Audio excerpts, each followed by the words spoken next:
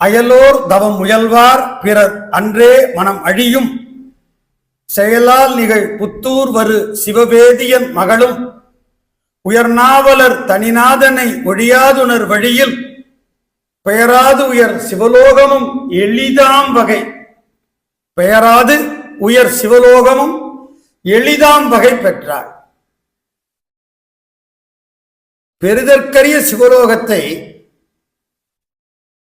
எய்துதற்கரிய எம்பெருமானுடைய திருவடி இன்பத்தை எளிதாக பெற்றாளாம் அந்த மங்கையர் குலத்திலகம். எப்படி? மறவாது வன்பெரும் தொண்டருடைய மலர்கடல் இணைகளை சிந்தித்தும் வந்தித்தும்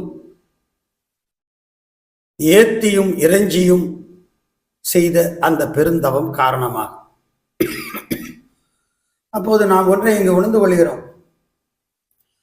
செல்லுதற்கரிய சிவனாருடைய திருவடி சிவலோகம், அதனை எளிதிலே நாம் பெறுவதற்கு வழி தருவது எம்பிரான் சுந்தரருடைய இணையடி தாமரை பொற்பாதங்கள்.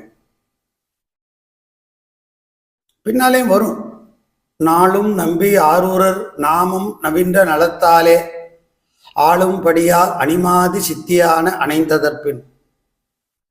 நம்பி ஆரூரர் என்பது ஆச்சாரிய பஞ்சாக்கரம், குருவை துதிக்கும் திருவைந்தெழுத்து என்று அறியப்பெறும். நம்பி ஆரூரர் ஒற்றை எழுத்துக்களை நீக்கி எண்ணினால் 5 வரும். ஆச்சாரிய திருப்பஞ்சாக்கரம், சி பஞ்சாக்கரம். முன்னால எம்பிரான் சேர்த்து சொன்னால் நமது அடிமைப்பண்பு மிகும். ஆகவே எம்பிரான் நம்பி ஆரூரர். இது ஒரு குரு பஞ்சாக்கரம். எம்பிரான் நம்பி ஆரூரர்.